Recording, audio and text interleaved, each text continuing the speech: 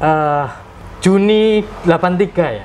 Iya. Niak Mitra lawan Arsenal. Iya, Itu lawan Pak Arsenal. Joko cetak 1 gol. Iya. Niak Mitra menang 2-0, Pak Joko cetak 1 gol. Masih ingat nggak Pak dengan peristiwa itu? Iya. Detail-detailnya masih ingat Pak? Ya masih ingat karena itu nggak akan terlupakan itu. Sejarah yang baik itu. No ini ya kan. Sudarno ini maju. Pada saat itu bola itu mau diambil orang Indonesia, mau ditendang. Nah, pahanya dia, saya tutup pakai paha saya tutup otomatis kan dia nendang nggak kena bola ini. Ya. Nah, pada saat itu bola mau turun, saya tendang volley. Saya tendang volley langsung parabol bola ini masuk ke gawang. Wah itu luar biasa itu. Saya sendiri nggak sangka itu. Ini anak muda ini. Iya. Masuk di Persebaya senior main Iya, di final paling umur masih 19-20 tahun saya itu.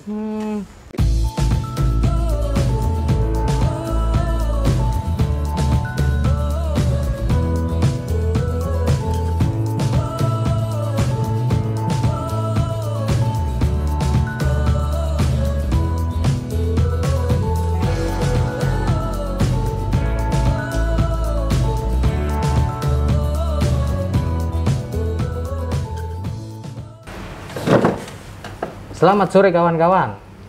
Selamat datang kembali di kanal YouTube Oma Bal-Balan bersama saya Miftahul Fahamsa. Sore ini Oma Bal-Balan bertamu di rumah salah satu legenda sepak bola Indonesia, Pak Joko Malis, yang lama menghilang ini. Selamat sore Pak Joko. Selamat sore. Assalamualaikum. Waalaikumsalam. Ini kan masih siang ini, belum sore ini. Saya lepas ya, ini maskernya ini, supaya lebih enak.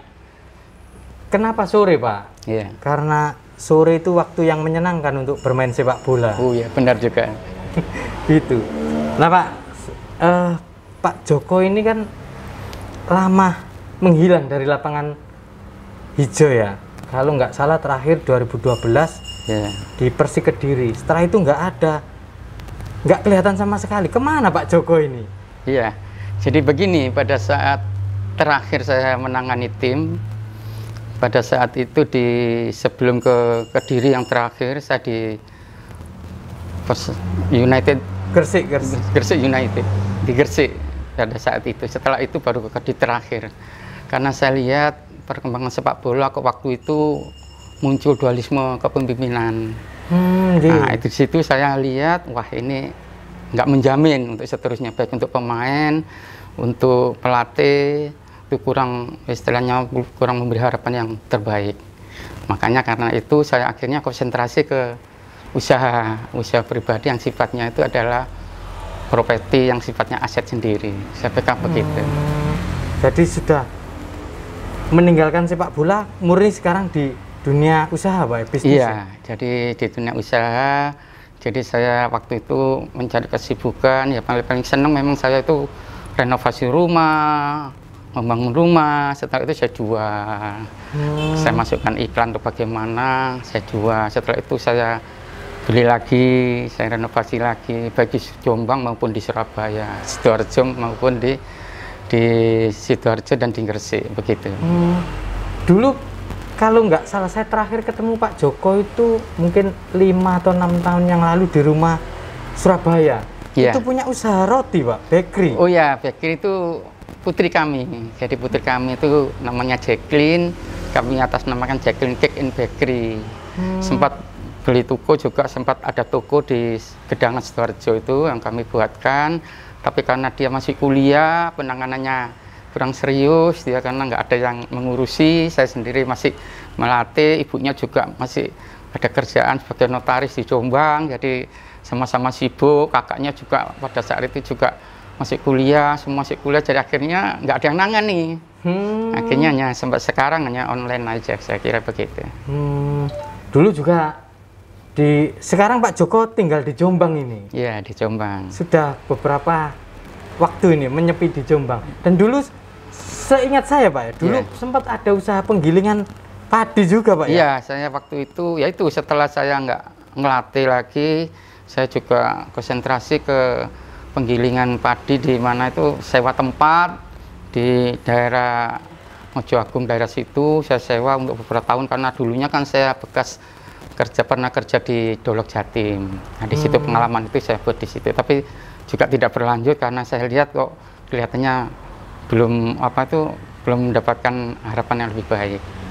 Jadi sekarang lebih ke bisnis properti. Iya, ya? saya kira begitu. Nah, ini ketahuan ini di mana Pak Joko sekarang karena hilang dari lapangan hijau ini. Iya. Nah, udah lama vakum ini. Iya, lama vakum.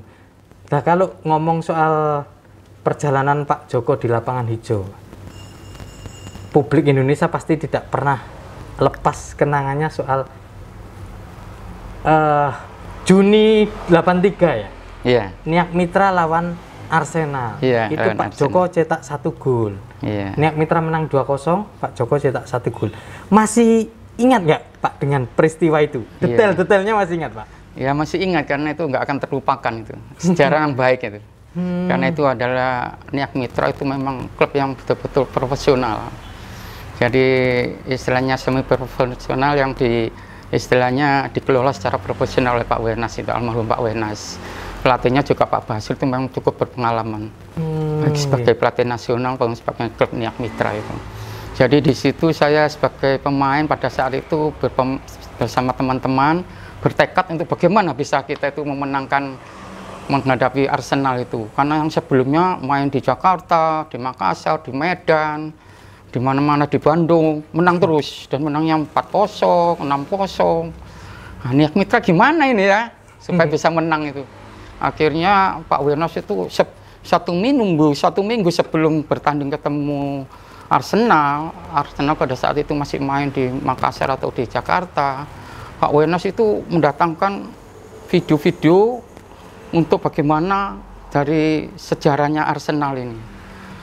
Jadi dipelajari pemain-pemain setelah berlatih disuruh datang ke rumahnya beliau untuk kita didatangkan untuk belajar di situ. Kita analisa di situ bersama selama 1 minggu itu. Setelah latihan pagi sore, malamnya kita harus datang ke sana. Jadi kita dijamu sama Pak Wenas sama keluarganya, kita makan bersama sambil menonton videonya Arsenal itu. Nah, setelah para pemain paham, di situ kita akhirnya bagaimana supaya kita bisa memenangkan pertandingan itu. Akhirnya dimainkan jam 2:30. Karena apa? Karena yang lainnya main malam ya otomatis mereka lebih bagus gitu. Ini siang hari kepanasan mereka. Iya, sebetulnya kita capek juga. Tapi lebih capek lagi mereka kan gitu. Jadi ya waduh benar-benar luar biasa Pak Wenas itu sama Pak Basri itu.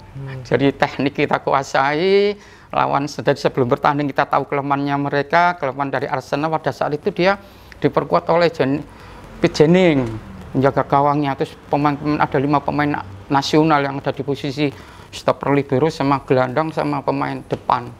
Jadi dia memang luar biasa prestasinya juga istilahnya di papan atas itu Arsenal pada saat itu.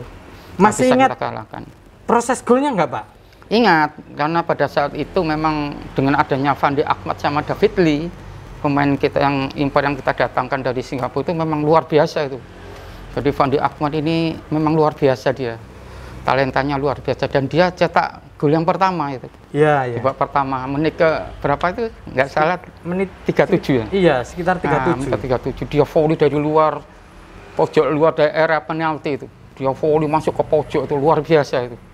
1-0. Nah, di babak kedua baru kita punya strategi lain bagaimana mereka dan kondisi kalah otomatis kan ingin menyerang, ingin membalas kekalahan itu dan mereka banyak menyerang termasuk pemain ini belakangnya itu nggak disiplin, menyerang menganggap remeh kami. Nah, pada saat itu Fandi Ahmad kan sebagai posisi striker, saya kan di secondnya.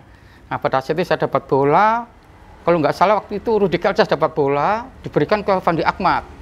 Sama Rudi Kaljas dipasing ke Fandi Ahmad mengontrol, dia kuasai, ada beberapa orang yang harus dilewati, 2 orang dilewati dan saya ada yang jaga saya, tapi kondisi saya masih ke belakang, tidak dalam posisi tidak offset. Pada saat Fandi melewati 1 orang, 2 orang, pada saat itu dengan akselerasi yang timing yang pas, saya langsung muncul di situ dan Fandi langsung berikan bola itu ke saya. Dia terlepas bola ke saya dan saya dengan sendirian mendatangi jaga gawang itu berhadapan dengan kiper dan akhirnya kita passing ke sebelah kiri gawang penjaga gawang itu dan masuk bolanya. Dan sebetulnya itu saya cetak 2 kali sebetulnya malah. Ada momen yang beberapa lagi, ada momen lagi yang sekiranya bagus, dan saya sendirian lagi sama penjaga gawang itu berhadapan. Dan saya tendang, saya passing pelan gitu. Saya pikir udah masuk, kipernya udah off position gitu loh. Ternyata kena tiang dan keluar gitu. Aduh, sayang sekali itu. Sebetulnya saya cetak 2 gol itu. Dan yang dirasakan waktu itu apa, Pak? Ini cetak gol ke gawang tim Eropa ini. Wah, luar biasa itu. Saya nggak bisa membayangkan itu. Jadi kenangan sampai sekarang, Pak? Iya, sampai sekarang. Nggak terlupa. Itu yang paling indah itu. Bersama teman-teman itu. Memang waktu itu timnya luar biasa itu. Jadi ada Wayan Diana, Riono Asna, Rudi Kelsos, yang kanan Yudi Suryata, Budi Aswin, ada Dolar Rakim, Samsul Arifin, ya kan? Ada Sunadi Rusdiana. Wah, itu komplit memang timnya itu, Niak Mitra itu. Jadi di situ memang setelah juara Galatama ya. Jadi di situ memang prestasi Niak Mitra luar biasa. Bapak, kalau bicara jauh lebih ke belakang lagi, Pak. Iya. Pak Joko Malis ini kan asli arek Surabaya, Pak. Iya. Arek Darmo Kali. Marmoyo. Iya. Memulai belajar sepak bola itu di mana, Pak, dulu? Jadi gini, saya dulu itu kan di Marmoyo itu kan isinya kampung kecil di situ, Darmo Kali, antar Darmo Kali Marmoyo, dekat kebun binatang Surabaya itu. Dekat Radarmo, dekat istilahnya ada museum di mana di Darmo itu juga ada lapangan Mayangkara namanya itu, ada juga lapangan Bungkul di Taman Bungkul itu. Waktu itu saya sering latihan hanya di Taman Bungkul atau di Taman Mayangkara itu. Jadi dari situ saya dari kecil itu karena di kampung saya, di kampung Darmorejo itu semua pada pemain bola, banyak bekerja. Saya lihat kok banyak orang-orang bekerja karena dari bola, akhirnya saya mengikuti itu. Nah, saya pagi apa latihan siang, akhirnya saya masuk ke klub junior PSAD. Jadi di situ masuk PSAD. Pada saat itu ya seniornya tuh masih Budi Santoso tergolong itu, Junadi Abdillah dan pemain top lainnya, banyak pemain nasional di situ. Ini akhirnya PSAD di Brawijaya, Pak ya? Iya. Dari Marmoyo latihannya jalan kaki ya, atau? Jalan kaki ya, naik sepeda ontel itu gitu. Jadi begitu, masih junior. Nah, setelah itu baru saya masuk Persiba Junior, terpilih masuk junior. Jadi ikut junior Suratin Cup. Ada di situ kalau mulai karena saya merasa terpilih, ada prestasi, saya meningkatkan kegiatan latihan saya. Jadi pagi sebelum subuh itu latihan, terus habis sarapan pagi juga kalau nggak ada ikut latihan klub atau ikut latihan PSAD. Setelah itu saya istirahat, siangnya juga latihan lagi, terus sorenya ikut juga klub PSAD, malamnya juga sebelum tidur itu saya latihan lagi. Itu saya lakukan tiap hari begitu, dan saya menjaga bagaimana betul-betul saya ingin profesional. Jadi dari kecil saya itu sudah profesional di situ, karena berarti memang harus saya tekuni itu. 5 kali, Pak, dihitung tadi. Pagi 2 kali, ya. Terus siang, sore, malam. Ya. 5 kali. Ya. Apa saja, Pak, latihannya, Pak? Jadi begini, jadi saya itu waktu itu kan melihat kondisi saya ini kan tidak terlalu tinggi, istilahnya sebagai pemain bola itu kurang ideal lah. Tapi saya harus punya kelebihan di sini. Jadi saya punya tekad, punya kiat-kiat khusus. Kalau saya sama dengan latihan-latihan para pemain yang lain, apalagi di Indonesia ini kan berat. Saya ingin jadi pemain nasional. Saya kan ingin punya prestasi. Paling tidak saya harus membuat sejarah lah. Itu sudah bertekad dari kecil, saya dari junior itu. Akhirnya saya harus latihan kecepatan. Bagaimana supaya kecepatan saya itu bisa melebihi yang lain. Nah, di situ saya mulai latihan.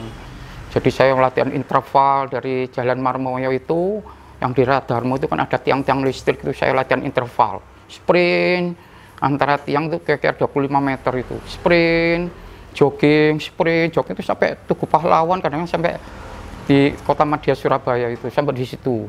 Pulangnya jogging, pokoknya terus begitu. Setelah itu saya latihan sama anak kecil-kecil, bagaimana cara melindungi bola, menjaga bola supaya tidak sampai direbut orang. Itu saya latih, dari situ saya sudah latihan.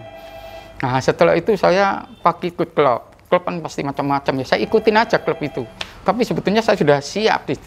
Paginya ikut masalah teknik mungkin, teknik semua kita kuasai, penguasaan bola apa saya kuasai, saya latihkan teknik-teknik bola itu. Terus setelah itu siang saya bagaimana caranya supaya situ punya stamina yang tinggi, punya endurance yang bagus. Ya saya seperti petinju begitu, saya naik pakai training spak itu saya pakai, saya tutup kepalanya, terus kadang-kadang saya pakai kacamata kecil itu, saya pakai kacamata, saya jogging di bukitan itu di Gunung Sari itu, naik turun itu, saya endurance itu di situ. Di daerah hotel TVRI itu. Singgasana situ. Nah, di belakangnya itu Belakang, juga. Iya, di situ saya naik kadang-kadang di jalan raya, kadang-kadang ke bukit-bukit di situ. Saya latihan di situ. Kalau naik saya sprint, seperti kadang-kadang berlatih kadang bersamaan dengan petinju-petinju yang di situ kan ada sasana petinju juga di situ gitu loh. Akhirnya saya stamina saya sudah cukup, baru saya istirahat, pulang makan istirahat. Sore saya ikut klub. Memang di dalam klub itu latihan tuh kadang-kadang latihan disiplin, latihan fisik apa itu ya saya ikut, tapi saya jaga. Yang nggak maksimal saya, tapi nggak apa-apa karena saya sudah persiapan sebelumnya. Nah itu kiat-kiat saya. Nah setelah itu istirahat, saya pulang, ya mungkin sholat apa. Terus setelah sholat isya, setelah makan saya mau tidur itu jam 8 itu saya latihan lagi di kamar itu. Nggak ada yang tahu, kamar juga latihan push up, sit up, back up, apa pokoknya apa yang perlu saya latih di situ sebelum saya tidur. Setelah keringatnya sudah habis, saya mandi baru tidur. Dan itu tiap hari saya begitu kan. Hanya kalau Sabtu Minggu, karena kalau Minggu pas res itu baru saya manfaatkan untuk mungkin rekreasi atau bagaimana. Nah itu saya manfaatkan yang sebaik-baiknya. Itu jaga kondisinya gimana Pak? Itu kan latihannya sangat berat, 5 kali loh ini. Iya. 5 kali.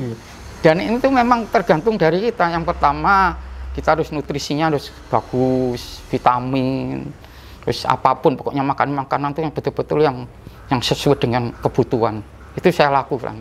Istirahat cukup. Istirahat cukup. Terus saya sering masas.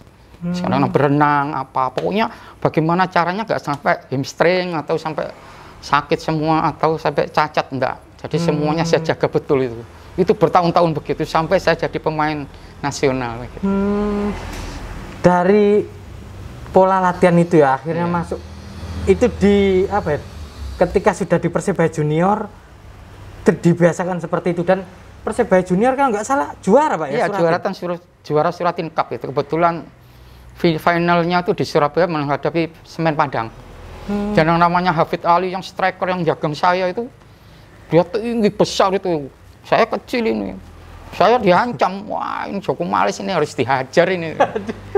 Saya karena ketakutan pada saat bola ke saya loncat, kaki saya tekuk ke belakang. Dia ngantam ke saya itu, lututnya kena pul saya itu, istilahnya pul yang sepatu itu. Akhirnya dia kena lutut, sampai sekarang nggak bisa main bola. Terus saya di Padang ketemu lagi sama dia itu. Nah di situ dia setelah dia keluar, itu akhirnya Persibaya bisa menang. Itu luar biasa, itu sejarah juga di Surabaya Suratin Cup itu. Juara junior langsung ikut senior Pak ya? Senior itu hanya 5 pemain yang diambil. Saya, Joni Fahamsa, Riono Asnan, Ketip Suritno adiknya Riono Asnan. Terus sama kalau nggak salah itu Al Kausar.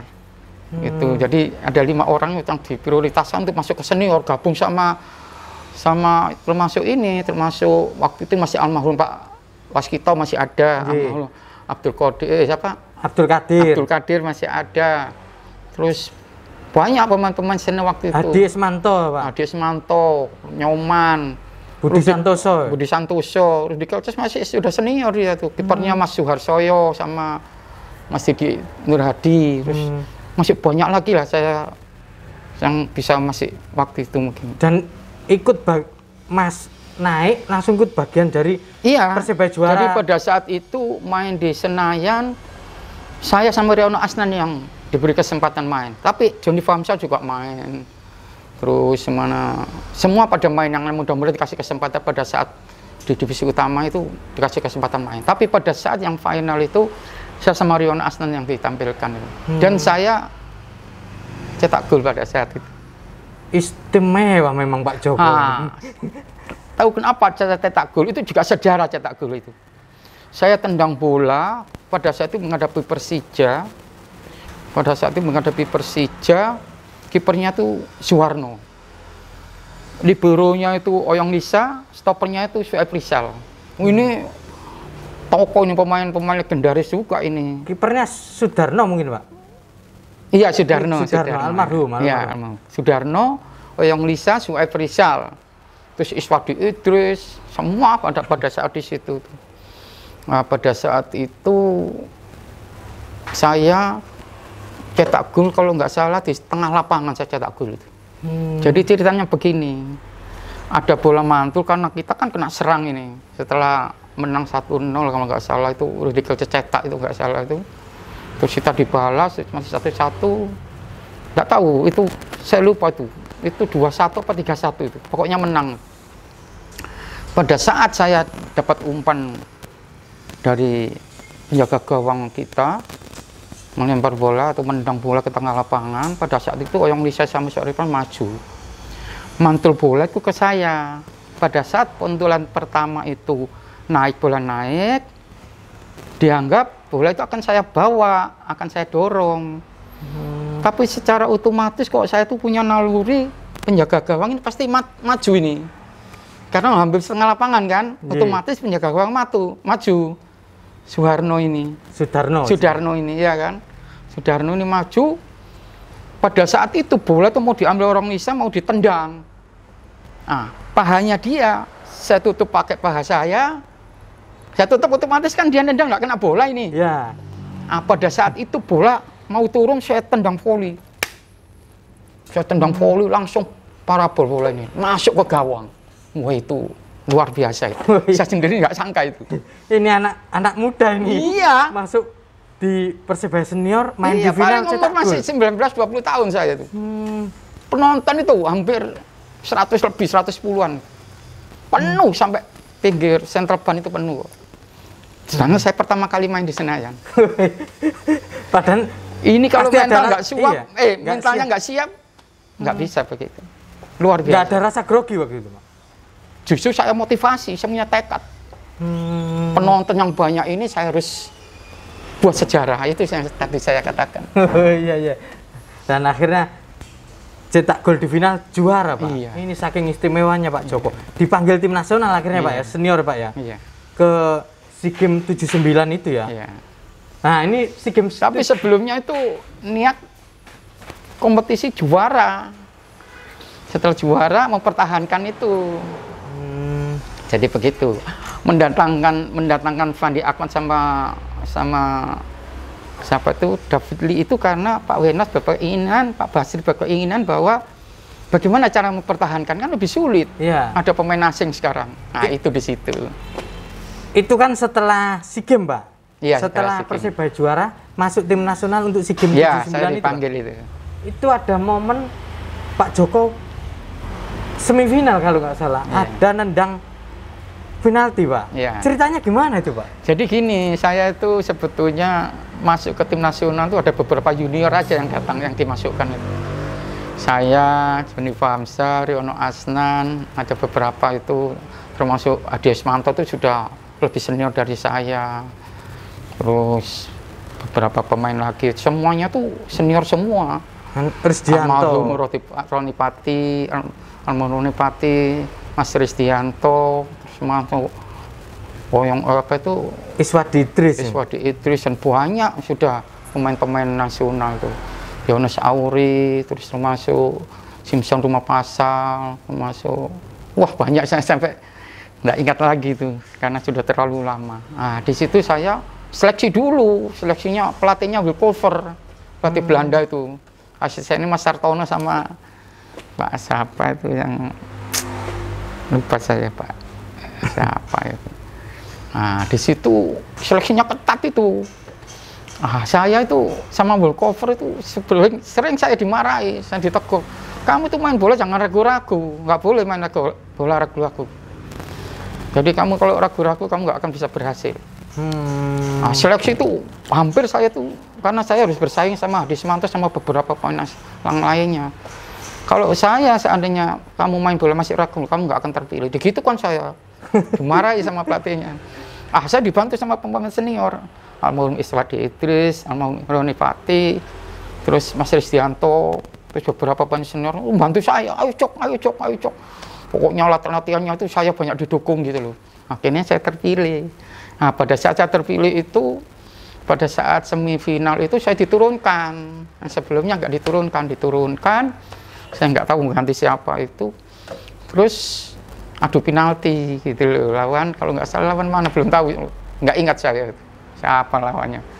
Adu penalti 5-5 kan ini. Nah, pada saat itu penendang terakhir kalau masuk itu masuk semifinal. Masuk final. Oh ya, masuk final menghadapi Malaysia. Nah, saya nggak ditunjuk waktu itu, kan ditunjuk mungkin termasuk yang senior Mas Ristianto yang lainnya. Pada tidak mau, pada saat di lapangan itu nggak ada mau ngambil. Saya penendang terakhir, ditunjuk penendang penalti.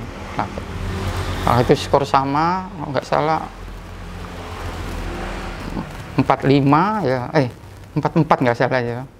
Terus dia tidak masuk, terus terakhir saya dari tengah lapangan itu jalan menuju ke titik penalti. Itu saya jalan nggak lihat gawang, nggak lihat kiper, nggak lihat penonton. Saya jalan nunduk aja saya. Ini sambil aja menenangkan hati ya? Nunduk aja, cuman saya bismillah gitu aja saya. Nunduk aja, saya ambil bola, sama wasit ditaruh di penalti, saya pegang, saya cium, saya taruh, sambil mata saya ini melirik ke berlawan yang akan saya tendang.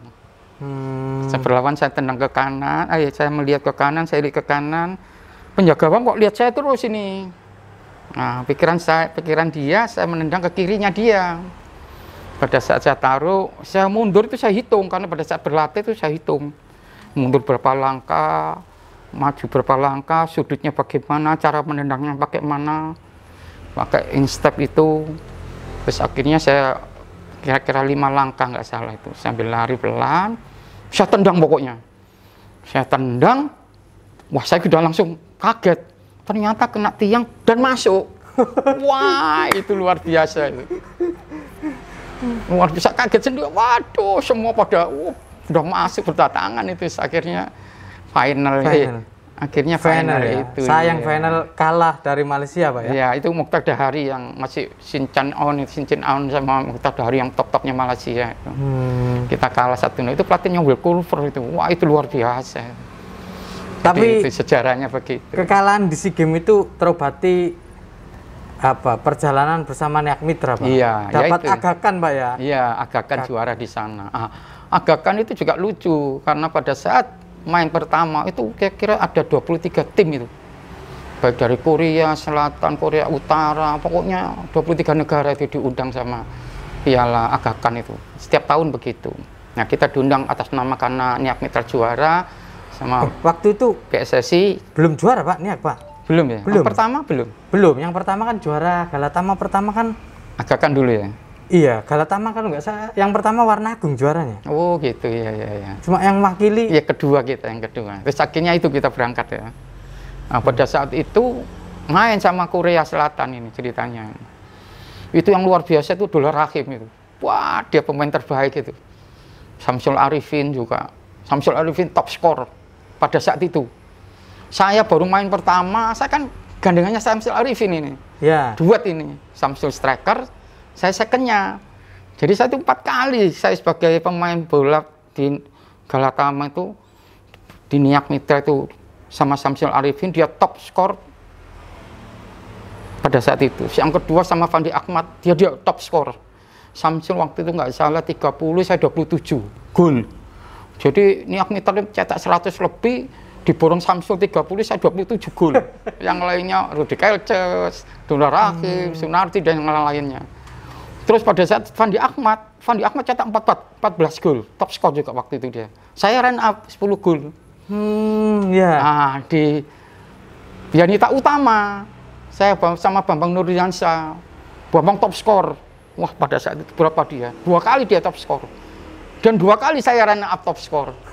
Jadi striker saya selalu top skor. Kenapa kok saya run up? Iya itu, Pak. Nah, ini rahasianya di sini. Pada saat itu saya itu kenapa yang awalnya saya itu sebagai striker bagi junior di PSAD, di Persibaya dipasang di senior, di striker saya awalnya itu. Nah, pada saat Niak Mitra ditangani Will Culver maupun pada saat di Senayan nangani tim nasional, Will Culver itu saya ditaruh di secondnya. di belakangnya Mas Risdianto. Itu loh. Kenapa ditaruh di situ? Yang pertama, mungkin heading saya ini kurang karena saya faktor tubuh. Postur tubuh. Iya, Mas Risdianto headingnya tinggi dan tinggi bisa kasih bola ke kanan kiri dengan heading ya kan.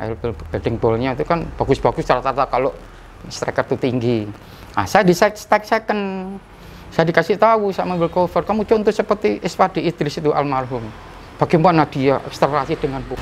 Jadi itu Pak ya, jadi second striker terus Pak? Ya, jadi pelatih asing itu kan jeli menunjuk seseorang, bagaimana dia punya karakter apa, kelebihan apa, kekurangan apa. Kekurangan saya itu adalah stamina, makanya saya itu banyak latihan endurance, stamina apa. Jadi Rudy Kelces itu dalam tim itu dia sering memberitahu saya, Jok, nanti kalau aku dapat bola, kamu siap. Kamu bisa tak kasih through pass atau langsung di kakimu. Dan kamu bebas terserah itu setelah itu. Kamu nggak usah turun, kamu nggak usah jaga orang. Karena waktu itu ada Ray Bawo ini stamina luar biasa, almarhum ya. Ya, luar biasa dia. Pemain-pemain semua belum datang, dia udah datang duluan. Dia latihan dulu, putar lapangan 20 kali, 25 kali. Makanya dia diandalkan dalam satu tim, memang harus ada seperti dia. Yang merebut bola, yang tackling lawan, yang merebut bola, bagaimana caranya supaya dia tuh bisa dapat bola, dikasihkan ke Rudy Kelces. Nah, Rudy Kelces sudah siap Jok. Iya. Nah, Fandi, siap Fandi atau siap Samsul. Kadang-kadang Samsul itu main kanan luar, kadang-kadang dia main tengah, kadang-kadang main kiri. Dulur Rahim juga begitu, Sunardi Nursian. Jadi kita itu saling bergantian posisi itu. Jadi lawan bingung gitu loh. Jadi ada Samun Reza juga. Nggak tahu Samun Reza almarhum ya. Nah, jadi di situ. Jadi akhirnya saya di situ kok cocok gitu loh, kok enak gitu loh. Kalau bola saya di tengah lapangan, sedikit turun, melihat cari posisi yang pas supaya saya dapat bola. Dapat bola dari masa transisi, dari penjaga gawang, dari pemain belakang, atau dari wingback, saya harus yang mengambil bola. Atau Rudy Kelces, di situ saya harus bagaimana caranya. Karena kondisi saya dalam kondisi itu, saya bisa maksimal memanfaatkan bagaimana cara untuk melakukan gerakan-gerakan yang eksplosif itu. Nah gitu. Bapak itu bersama Niak Mitra juara 2 kali Pak ya? Iya. Bersama Yanita Utama 2 kali. 2 kali. Yang menarik strikernya mungkin yang Ajek sama Bambang Nurdiansyah ya. Iya. 2 musim itu sama Bambang Nurdiansyah. Di Niak Mitra awal dan musim kedua yang juara itu bersama Samsul Arifin dan Fandi Ahmad. Dan kemudian sama Fandi Ahmad. Bangun chemistry-nya dengan masing-masing partner itu gimana Pak? Jadi gini, sebetulnya pemain itu memang perlu itu. Apalagi kalau seperti stopper. Kalau dulu itu double stopper itu belum mengenal, sudah dikenal tapi jarang dipakai oleh pemain-pemain kita atau pelatih nasional. Jadi cenderung stopper libero begitu, seperti Wayan Diana sama Rion Asnan. Itu dia sekamar. Semesternya di situ dia, saya lihat kompak mereka berdua keluar kemana-mana berdua apa. Nah, di komunikasi terjalin. Nah, begitu juga saya pada saat saya di Niak Mitra sama Fandi Ahmad. Kalau sama Samsul enggak saya waktu sama Sunardi Rosdiana di sekamar itu sama Rusdadi. Ya. Sunardi Rosdiana itu dari Bandung. Berasal dari Bandung. Waktu itu Warna Agung dia didatangkan ke Niak Mitra. Sekamar sama saya itu. Jadi cocok sama dia saya. Nah, Samsul itu sebelumnya memang sudah di Persibaya apa ya, jadi sudah cocok lah sama Samsul, tidak ada masalah walaupun tidak sekamar karena memang sudah komunikasi. Dan Samsul Arifin memang headingnya bagus, tendangannya bagus, memang finisher dia. Katakan killer goal ya, memang dia itu. Headingnya bagus, keras kayak peluru begitu dia. Tendangannya juga keras kayak peluru begitu dia. Jadi umpan-umpan dari Sunardi, umpan-umpan dari Dulur Rahim itu Samsul yang bagiannya itu di depan. Kalau muntah baru ada saya. Iya. Kalau muntah Pak Joko. Jadi salah satunya kenapa kok saya itu 4 kali top skor itu karena kalau saya itu punya pemikiran begini.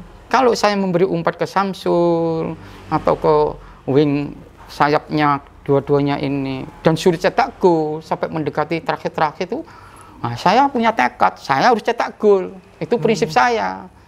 Kalau mereka sudah mungkin ada off day-nya, tidak bisa cetak gol atau pada saat itu tidak dalam kondisi baik, belum muncul, ya saya harus menentukan. Dan saya harus cari inisiatif, harus cari cara bagaimana saya bisa di penalti. Kadang-kadang saya jatuhkan diri. Dulu saya begitu. Kalau sekarang kena diving gitu. Kena itu, kena peringatan sama paling nggak kartu kuning. Kalau dulu kan nggak ada, itu saya manfaatkan gitu loh. Pak, kalau kembali ke membangun chemistry-nya, kalau sama Cak Sul tadi karena sudah terbiasa dari sama Fandi itu, sama Fandi. Saya sekamar. Pada saat putaran pertama, Fandi didatangkan tuh, gajiannya Fandi itu 10 kali lipat pemain-pemain lokal. Saya itu 10 kali lipatnya Fandi didatangkan karena profesional dia. Saya 10 kali lipatnya ini berapa, Pak? Waktu itu kalau saya 100 juta ya kalau saya 100.000 ya dia 2 juta sudah. 10 kalinya 1 juta dia. Nah gitu. Nah, pada saat itu saya kira 200.000 lah. Pemain-pemainnya sekitar segitu, tapi dia udah 2 juta. Nah, saya bilang sama Pak Wenas, kalau saya tidak dinaikkan gaji saya, Pak, saya anggap terakhir dinamita dengan adanya Fandi ini. Kalau saya tidak dinaikkan, bagaimana Pak untuk masa depan saya? Saya ingin punya rumah, ibu saya sudah tua, ingin ikut saya bawa ibu. Terus saya juga nanti rumah tangga, bagaimana Pak kalau saya tidak, istilahnya tidak dinaikkan gaji saya dibandingkan Fandi? Ini kan profesional Pak. Dia bisa bilang gitu. Nah, Fandi kan pemain impor, iya Pak saya tahu. Tapi nanti kalau kamu saya naikkan gimana dengan yang lainnya? Itu Pak Wenas bilang begitu. Pribadi ngomong sama saya. Ya sekarang kan begini Pak, katanya Pak Wenas profesional. Kalau saya seandainya istilahnya dibayar lebih dari yang lainnya, ini kan tidak perlu diketahui oleh yang lain Pak. Ya. Saya gitu kan. Kalau dikatakan profesional. Nah, kalau saya tidak dinaikkan Pak, saya minta waktu 1 bulan Pak. Kalau tidak ada keputusan yang baik Pak, mohon maaf saya mungkin masuk klub lain. Saya rencana ke Yanita Utama Pak. Ini Mas Abdul Qadir ini akan ingin saya masuk ke Yanita Utama Pak. Dan itu Bapak tahu sendiri bagaimana istilahnya profesionalnya Yanita Utama dengan gaji yang dinaikkan semua pemain nasional ada di situ ya kan. Ya 1 bulan. Dalam 1 bulan Pak Wenas keluar negeri nggak ketemu saya. Saya ditemukan dengan istilah waktu itu pengacaranya nggak salah itu ketemu saya. Saya bilang wah saya ingin ketemu Pak Wenas, Pak Ibnu namanya, Ibnu Rasid waktu itu. Saya ingin ketemu Pak Wenas saja, karena saya bertemu Pak Wenas ada keputusan. Kalau enggak ya saya pindah Pak. Dan ini saya nggak main-main karena saya sudah 4 tahun lebih di Niak Mitra dan saya sudah mengabdi, sudah berbakti dan menunjukkan prestasi. Jadi kalau di akhir karir saya, karena sepak bola ini kan terbatas Pak. Ya. Saya gitu kan, kalau di akhir karir saya tidak ada income yang masuk, ya susah Pak. Gajinya kan kecil sekali waktu itu, bonusnya yang besar memang. Bonusnya kalau juara dapat rumah, emas 1 kilo di meja, juara ambil ini, bagi. Dapat rumah waktu itu kan. Satu-satu yang di Tenggilis Mejoyo. Oh, nah, itu ceritanya begitu. Berarti itu yang rangsangannya di situ ya. Pindah ke Yanita Utama itu ya. Jadi saya selesaikan kompetisi, juara, baru pindah setelah Fandi Ahmad itu. Nah, Fandi Ahmad di putaran pertama dia masih menurun prestasinya, belum maksimal karena masih kurus, masih apa. Sekamar sama saya ajak Fandi sekamar sama saya. Kayak gitu kan. Saya ceritain, kamu kalau begini kamu malu kamu pemain mahal, kamu pemain pembayaran, kamu pemain impor. Kalau kamu nggak ada prestasi, rugi kamu. Terus bagaimana caranya? Kamu kerja keras, kamu harus meningkatkan fisik, stamina apa.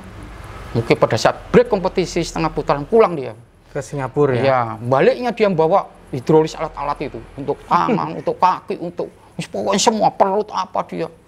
Terus dia latihan jumping apa semua. Di putaran kedua baru prestasinya luar biasa itu. Itu latihannya di kamar Pak? Di kamar ya. Berarti berdua bersaing latihan ini di dalam kamar? Enggak, bergantian. Oh. Kadang-kadang dia kan agak malam atau dia keluar dulu, biasanya keluar dia makan steak dulu dia. Masa udah latihan ini, gantian. Nah, jadi begitu. Kalau nggak gitu saya ke kamar lain. Nah, jadi ke kamar nanti tempat lain. Nah, dari situ dia wah dekat sama saya. Nah, di situ semester muncul. Oh ya. Komunikasi apa, termasuk dia kasih umpan saya itu. waktu Arsenal itu ya. Iya, itu. Jadi, karena terbangun di kamar itu. Sampai ya? sekarang dekat dia kalau ketemu sama lu telepon, ada teleponnya sama saya waktu dia di Singapura, David Lee apa. Nah, jadi dari situ. Ini memang penting ini. Jadi pelatih-pelatih itu harus betul-betul, termasuk manajemen itu harus betul menempatkan orang yang sesuai. Ya, untuk termasuk chemistry salah satu contoh wingback kanan sama sayap kanan, wingback kiri sama sayap, termasuk gelandang sama ini benar-benar harus dikoordinasi. Bapak waktu pindah ke Yanita Utama itu alasannya tadi sudah kita tahu karena gajinya beda jauh sama Fandi Ahmad ya. Di Yanita Utama ketemu Bambang Nurdiansyah. Iya. Jadi yang dilakukan sama seperti jadi dengan gini. Fandi itu. Pada saat saya pindah ke Yanita itu, Niak Mitra kan kondisi agak istilahnya nggak maksimal. Pak Wenans juga dananya berkurang karena kasino ditutup. Terus yang kedua juga Pak Wenans senang maunya regenerasi, termasuk Hanafing CS, karena CS itu kan, Al-Hadad CS itu. Ya pokoknya grupnya itu juara lagi kan. Tapi setelah Yanita juara, saya pindah ke Yanita. Saya punya tekad, wah saya nggak mau, istilahnya saya masuk ke klub yang baru, saya nggak mau kalah dengan Niak Mitra. Saya harus tunjukkan dengan adanya saya tim ini harus berhasil. Tapi nggak mungkin saya sendirian, nggak mungkin saya perorangan, secara individu nggak mungkin. Ya karena ini tim ini. Ini kan kolektif, iya kan, kolaborasi. Akhirnya saya sama Heli Maura, Mundari Karya itu dekat saya. Heli Maura kan PSAD juga dari Surabaya itu.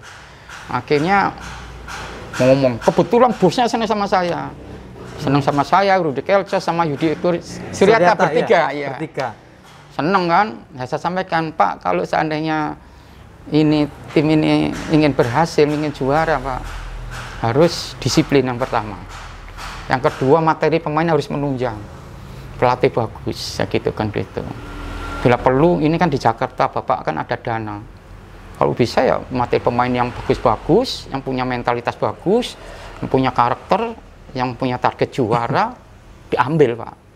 Akhirnya diambil. Heri Kiswanto, Bujang Nasir, Asik, masih Asik itu juga Asik, ya. Edu Mujiarto apa itu ya. Terus termasuk Runi Nere, Zulkarnain Lubis, Bambang Nurdiansyah, Mundari Karya, terus siapa lagi, banyak kok pemainnya itu waktu itu. Pemain top semua. Saya bilang sama Heli Maruhel, Bambang Nurdiansyah ini kan dari PSAD Surabaya. Yang setelah saya pindah dia kan datang kan. Setelah saya pindah ke Niak Mitra, dia masuk, terus setelah itu dia ke Jakarta, Kramayuda dia nggak salah pertama. Terus dia masuk Yanita dia. Masih prestasinya masih papan tengah dia. Saya bilang kita harus ada kunci di dalam tim ini. Ada poros ini dalam tim ini. Kipernya Asik, bagus lah sudah. Sama Edi Murdianto. Liberonya Heri Kiswanto, wah bagus lah ini, sudah luar biasa ini di timnas ini. Terus stopper Bujang, disiplin, keras, tinggi, besar orangnya. Yang bek kananku ini waktu itu nggak salah, M. John nggak salah, di kirinya cuman siapa waktu Yudi Suryata, gelandangnya Rudi Kelcos, terus Mundari Karya, terus Heli Maura, gelandang-gelandang itu. Terus depannya Bambang Nurdiansyah, terus sayapnya siapa waktu itu lupa saya. Nah, pada saat itu saya bilang sama Heli, Bambang Nurdiansyah diajak latihan di Kebun Raya Bogor.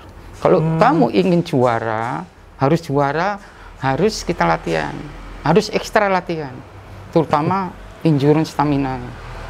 Teknik kita ada, ya kan? Teknik, terus cara bermain, visi misi main bolanya itu sudah bagus sudah. Visinya itu sudah bagus, cara main bolanya. Bagaimana mengatur ritme permainan, mengatur tempo, bagaimana main lambat, main cepat, bagaimana masa transisi yang harus kita lakukan. Counter attack-nya bagaimana, sistem istilahnya bertahannya bagaimana, itu sebuah kita sudah kuasai semua. Tinggal kita ini fisik tau, gimana? Nah, akhirnya latihan di Kebun Raya Bogor, wah endurance. Habis latihan pagi siang kita saja itu. Wah, bertiga. Ada foto-fotonya itu. Berlatih, setelah itu berlatih setiap minggu kompetisi, Bambang saya ajak salaman, Bang, punya tekad Bang, kamu top skor nanti. Kok bisa? Iya, tak kasih umpan Bang, tak kasih umpan dong. Kalau kamu nggak bisa cetak gol ya saya cetak gol. Akhirnya saya dibuat bersaing sama Bambang Nursiansyah. Bersaing, persaingan secara tersembunyi. Enggak sebetulnya, penting tim juara dapat bonus. Iya. Iya kan? Yang kita kejar itu bonus. Dua-duanya nih sebenarnya sudah ada ting-ting tersendiri. Iya. Orang aja yang melihat bahwa. Tapi Bambang saya suka Bambang itu. Karena apa? Dia pemain yang ambisius. Jadi seorang striker, tipe seorang striker yang paling baik ada ambisius. Dan itu ada pada Bambang Nurdiansyah. Ya termasuk Fandi sama termasuk Samsul. Ambisius dan dia harus istilahnya harus yang apa ya? Nggak mau tahu dengan yang lain. Bandel dia. Nah, itu Bambang Nurdiansyah. Akhirnya dia badannya bagus, kuda-kudanya bagus, wah tendangannya bagus, headingnya bagus, dan dia punya kecepatan, punya sprint yang bagus. Wah itu cetak golnya dia 3 gol, 4 gol. Saya 2-1, jadi akhirnya saya runner up. Iya, 4 kali juara Galatama, 4 kali runner up, top score. Istimewa Pak Joko ini. Karena saya begini, kalau istilahnya sekarang itu influencer. Iya. Bagaimana saya ini harus mempengaruhi yang lain, termasuk manajemen. Pak Buyenas itu kalau ketemu saya tidak seperti pemain yang lain dalam arti saya tidak mau disamakan. Dalam arti begini, saya tuh termasuk idealis. Saya lawan, termasuk Pak Buyenas apa Pak Basri juga saya lawan, tanya Pak Basri itu. Tapi saya patuh, saya hormat, saya patuh, saya nurut. Tapi kalau ada yang melenceng, kalau saya usulkan tidak mau ya sudah. Tapi akhirnya usul saya itu diterima gitu loh. Nah, Dian itu begitu, pernah sama Pak Pito Haryanto itu almarhum. Itu senangnya musik. Di Pelabuhan Ratu sana dia, musik sewa band itu alat band semua musik sama anak-anak itu. Pernah sekali itu dari Bogor ke sana itu. Semalam hampir pokoknya jam 2 jam 3. Sedangkan 2 hari lagi harus ke Jogja.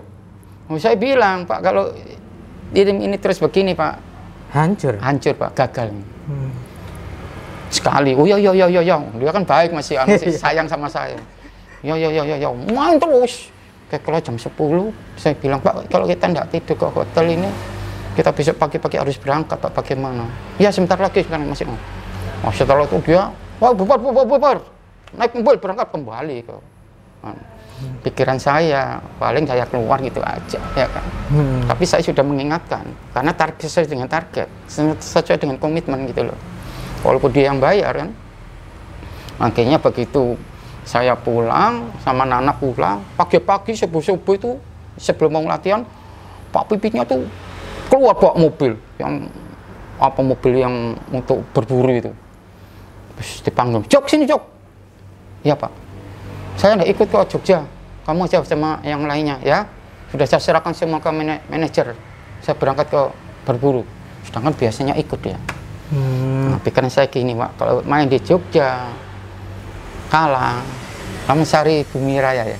Iya. Nah, kalau sampai kalah, keluar saya, pulang kampung ya. Tapi saya punya tekad itu, enggak apa-apa. Itu udah resiko kan. Berani saya begitu. Main ceritanya. Main kalau nggak salah itu menang 2-1. 1-1 dulu siapa yang cetak gol. Penontonnya saya yang cetak gol 2-1. Bayangin. Akhirnya kemarahannya. Iya, langsung saya dipanggil. Jadi saya kontrak 1 tahun 2 kali juara itu. Yang Nita Utama. Iya. 2 kali juara, setelah itu bubar kan. Iya, pindah ke jadi Kramayuda di Palembang. Iya, saya tidak ikut, saya pulang ke Suranaga itu. Iya. Uang saya dibayar itu. Dulu kan dibayar separuh dulu sisanya. Langsung saya belikan rumah. Ya di situ saya itu jual aset pribadi itu. Jual beli aset. Dari situ saya masuk klub harus saya punya rumah. Masuk klub harus saya punya rumah. Nasional saya punya rumah. Begitu saya. Nah, ini pelajaran penting buat iya, jadi setelah saya ngelatih, saya jadi pemain, saya ngelatih, saya sudah punya dalam arti ya ada persiapan tuh seperti sekarang ini pandemi ini. Ya. Nah, iya kan nggak ada yang diandalkan. Iya. Pak Joko yang selalu juara ini, selalu rajin nabung ya. Iya. Juara dari Persebaya Junior juara, Persebaya Senior juara, Niak Mitra 2 kali, Yanita Utama 2 kali, Suryanaga Agakan amatir Pak ya, iya. kejuaraan amatir juara, Agakan juara. Nah, kalau boleh memilih nih Pak, kalau tidak dipilih juga nggak apa-apa Pak. Iya. Dari striker-striker yang main bareng Pak Joko, siapa yang paling klop Pak? Saya itu idola saya itu Ristianto. Mas Riz itu wah baik sekali sama saya. Ya tuh di PSSI saya didukung, saya dikasih pengarahan, saya sering konsultasi apa. Udah lama nggak ketemu, makanya nanti rencana saya akan mau menghubungi Pak Mas Riz. Itu luar biasa Mas Riz sama Bang Rondipati. Wah, sama Bang Iswati Istris. Wah, luar biasa itu almarhum itu. Begitu banyak jasa yang saya dapatkan itu. Jadi jasanya itu luar biasa bagi saya. Ini pemain-pemain itu harus betul-betul mengidolakan, tapi bukan hanya mengidolakan, bila perlu didatangi, minta masukan-masukan, bagi nasional maupun dari level-level yang paling bawah. Itu penting sekali, karena kalau kita punya idola, otomatis kita akan bagaimana caranya kita bisa jadi seperti dia. Ya. Itu kita punya angan-angan, kita punya mimpi, ya kan? Ya, biasanya Tuhan atau Allah itu biasanya ya apa yang diinginkan, yang penting kerja keras, seperti yang Mas Sartono katakan tadi, kerja keras, disiplin, apa, profesional, akan jadi itu. Akan dituruti sama Allah. Nah, jadi begitu. Nah, ini. Jadi Mas Riz ini, wah lu tipu-tipuannya, gerak tipu, istilah-istilahnya. Ini aja sekarang ini bahasa yang masih ingat sama saya. Dia bilang, Jok, kamu kalau dijaga sama stopper atau libero, kamu harus punya pemikiran berlawanan sebelum terima bola. Ngerti maksudnya? Gimana nih? Nah, ini orang nggak paham kadang-kadang. Apalagi bukan pemain bola. Iya. Jadi kita itu harus punya pemikiran pemain stopper atau libero yang di belakang saya ini. Harus punya pemikiran bahwa saya ini akan membawa bola ini ke kiri. Bola di kaki saya arahkan ke kiri, atau saya terima langsung, atau sulpasnya ke kiri. Saya harus belok ke kiri. Nah, dari situ kita harus sebaliknya. Sebaliknya harus ke kanan kita. Nah, bagaimana caranya supaya dia punya pemikiran bahwa dia pemikiran sebaliknya? Ya, kita gerakan kita. Salah satu, boleh yang akan mau saya terima, kondisi badan saya mungkin mau ke kiri, doyong ke kiri, seakan-akan saya harus bawa ke sana, tapi sebaliknya saya bawa ke sana. Nah, di situ. Itu salah satu contoh. Dan itu banyak trik-trik yang lain. Ini pelajaran penting. Wah, iya. Fandi Ahmad pernah cerita sama saya. Itu yang namanya Singapura junior main ke Rusia, dia bilang. Main sama klub Rusia, dia kalah 7-2 Singapura itu. 7-2, 2 gol itu yang dicetak oleh Fandi Ahmad. Kenapa dia cetak 2 gol? Dari heading, sedangkan dia tuh nggak tinggi. Iya, ya posturnya cukupan lah, tapi kalah tinggi sama pemain. Dia bilang bahwa dia tuh belajar jumpingnya tuh, ya kalau sekarang itu seperti siapa itu Bambang Pamungkas. Dia naik, kadang-kadang dia di belakang di badannya orang ikut naik, dia ikut naik. Ya tetap dia paling tinggi. Jadi dia heading di kepalanya orang. Masuk bolanya 2 kali. Fandi pernah cerita begitu. Nah, salah satunya itu. Nah, kiat-kiatnya apa? Ya itu saya belum dapatkan ilmunya dari Fandi itu. Cara latihannya bagaimana? Kalau ilmunya Mas Ristianto sudah karena dapat, didatangi terus ya? Iya. Oh, jadi dia bagaimana cara menipu bahasa. Kalau pemain belakang tuh biasa ngomong, panggil namanya. Kalau kiper kasih panggil ke libero itu namanya dit. Nah, dia bahasanya mengikuti. Dit. Nah, dikasih kan diangkat temennya. Bahasa-bahasa gitu itu kan, makanya setiap orang itu punya kelebihan, punya kekurangan. Nah, kelebihan itu yang harus kita cari. Ya, salah satu Hanafu yang punya kecepatan tinggi. Dari mana dia? Apa karena ototnya memang diciptakan begitu oleh Allah, ya kan? Kan ada otot yang lambat, ada yang cepat kan? Ya. Ada tanpa latihan pun dia cepat. Walaupun dia nggak berlatih, tapi ada yang berlatih, tapi karena ototnya beda, memang untuk kecepatan itu bisa dilatih hanya 20% paling tinggi 30% lah melatihan kecepatan. Karena memang ya tergantung dari ototnya. Iya. Kan masuk injurin yang ototnya untuk jarak jauh itu memang beda-beda gitu. Nah, kita harus tahu itu. Ini menarik ini, Pak Joko ini duetnya kan memang sama banyak striker. Ternyata baru tahu ini kalau yang paling klop, yang paling diidolakan adalah Om Ristianto. Saya kira tadi antara Samsul Arifin, Fandi atau Bambang Nurdiansyah. Enggak, justru seperti Samsul Arifin, seperti Bambang Nurdiansyah, seperti istilahnya seperti Fandi Ahmad, seperti ya pemain yang lainnya itu kan istilahnya selevel, dalam arti satu tim. Tapi yang saya kan idolanya kan harus yang lebih tinggi. Dan ketemu lagi di tim nasional bareng. Ketemu di tim nasional. Yang bagaimana trik-triknya almarhum Roni Pati itu, wah itu luar biasa juga. Almarhum Iswadi Idris, wah itu lebih luar biasa lagi juga. Mas Riz Junadi Abdillah itu PSAD dulu, senior saya. Itu tendangannya jarak jauhnya juga luar biasa. Nah, saya nggak bisa tendangan jarak jauh.